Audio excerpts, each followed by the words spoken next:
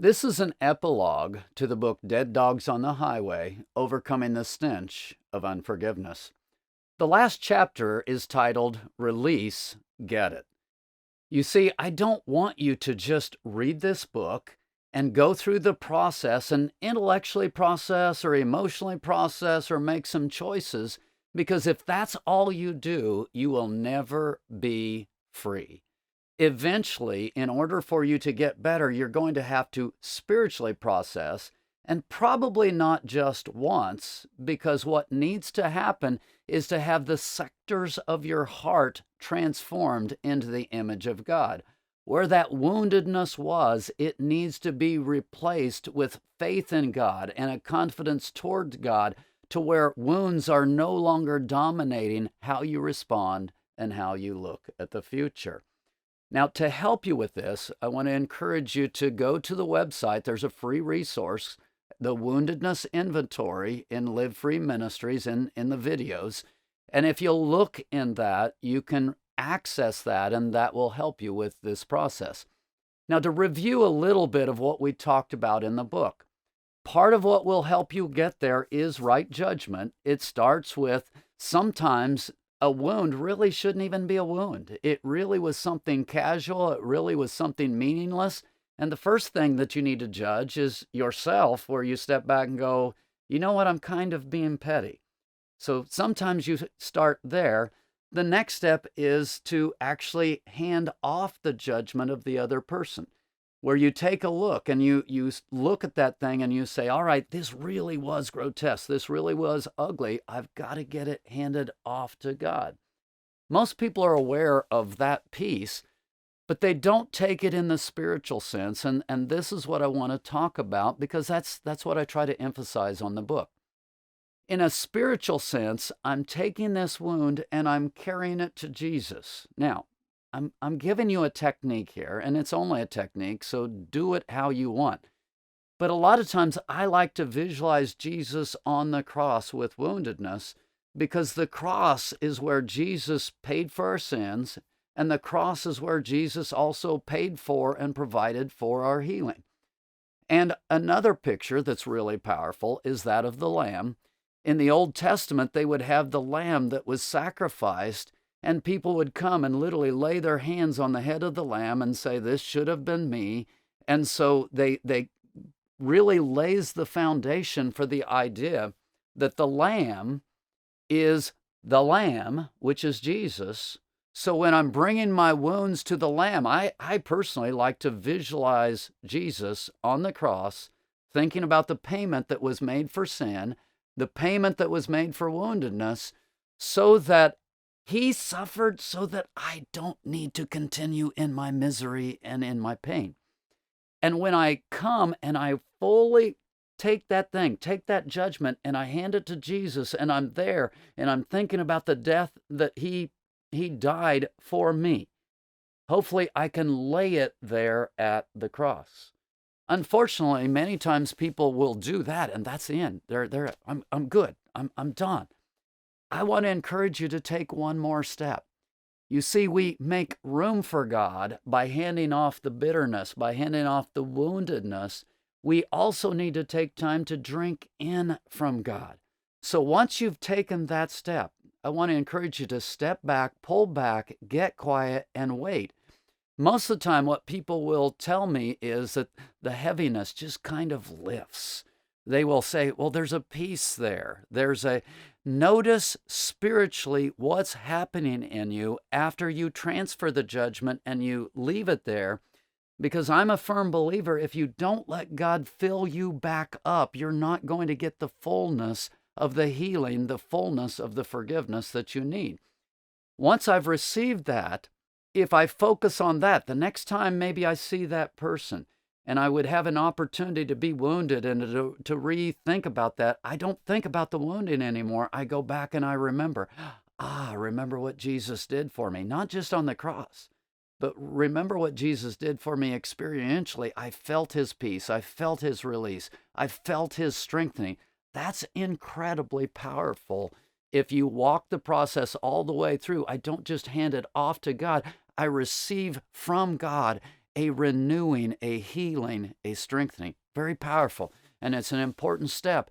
And I'm going to be encouraging you to pray for one another after this step and to do it in this way. So again, I want you to hear this.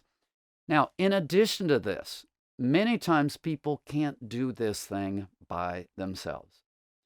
In the book Becoming Life Givers, I talk about on page 102, and it is available on the website, livefreeministries.com, I talk about the 3 connections that are required for healing.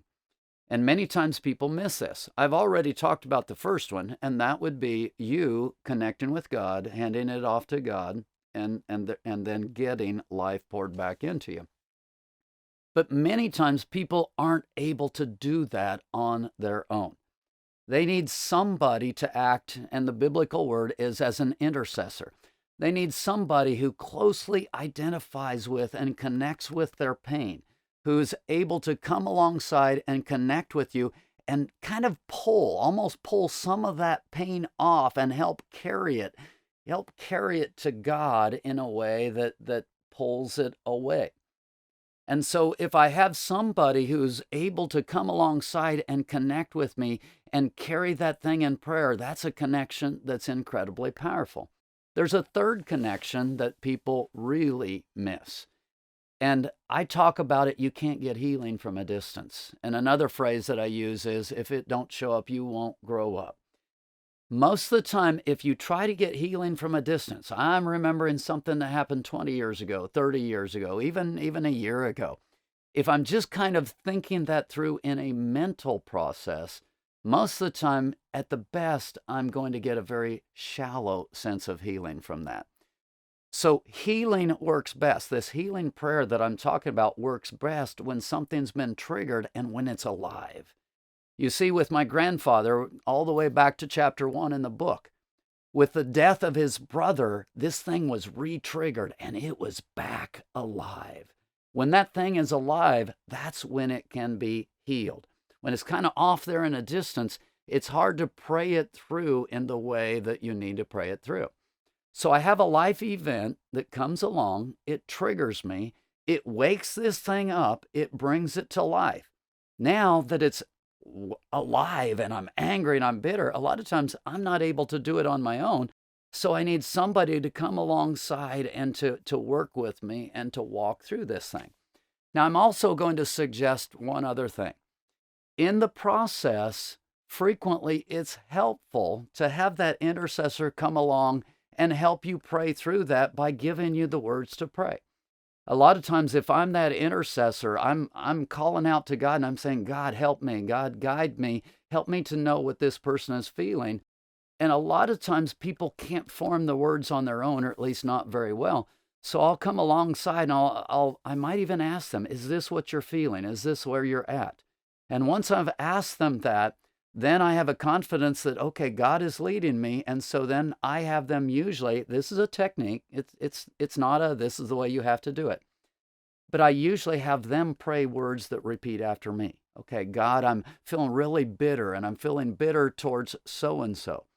You see, what's interesting in this power of forgiveness, it really is powerful if it comes through their lips. So it's important, and that's why I like a repeat after me technique, because you get them to actually speak the words and say the words, and frankly, they're the ones that need to do the forgiveness. And so it's kind of helpful to get them to do a repeat after me if they don't know what to pray and they don't know how to pray. There's a second reason that I do this. Remember, I talked about having an entire sector of the heart rewritten. You probably don't want to stay there and pray with them through 25 and 30 and 35 and 40 items. And sometimes when the woundedness is really deep, it takes multiple times of praying to really get that sector cleaned up. So if I come alongside and I pray them through what I'm trying to get them to see, I'm saying, okay, this is a model. This is how you do it. You don't need me eventually, especially if you've prayed through it a couple of times in 2 or 3 instances. You don't need me to do this. You can do this by yourself. It's you and God. That's where it's at.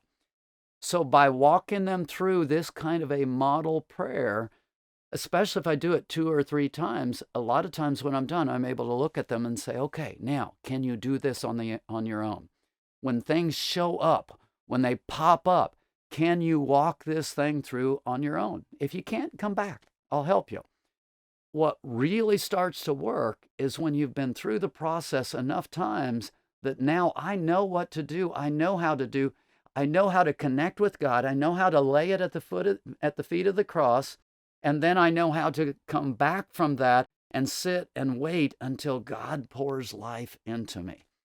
Hopefully, I've given you enough information that, especially if you're in a group, you can take this thing and start praying for one another in what I call real time, in a way where we're not just saying, God, please do something here and hope that it happens.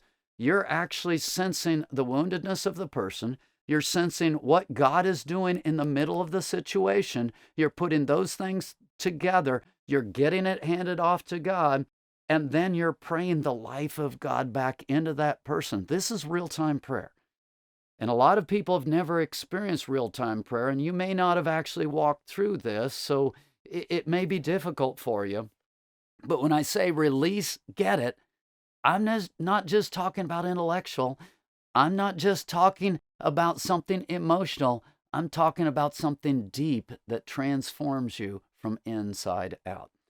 So as you're getting ready to move into a time of prayer with one another, I hope you'll take all of the information that I've given you, and it may be awkward at first. What I'm proposing for you, it's not going to be, wow, it hits like gangbusters the very first time. Work through that awkwardness, walk through it a step at a time, talk back and forth. Prayer doesn't have to be perfect and polished. You can stop and ask questions, move a little forward, take a little step here, a little step there. You'll grow in this process to where, number one, you're able to handle your own stuff, but number two, you're able to bless the lives of others. I hope that's a powerful goal for you. The dead dogs, it's time to get rid of them. It's time to get rid of the stench. It's time to get release. I hope that you've taken what I've said here and that you're able to process it. Don't stop until you get that release.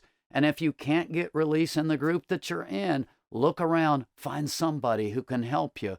Freedom is there for you. Life is there for you. Don't stop until you get it.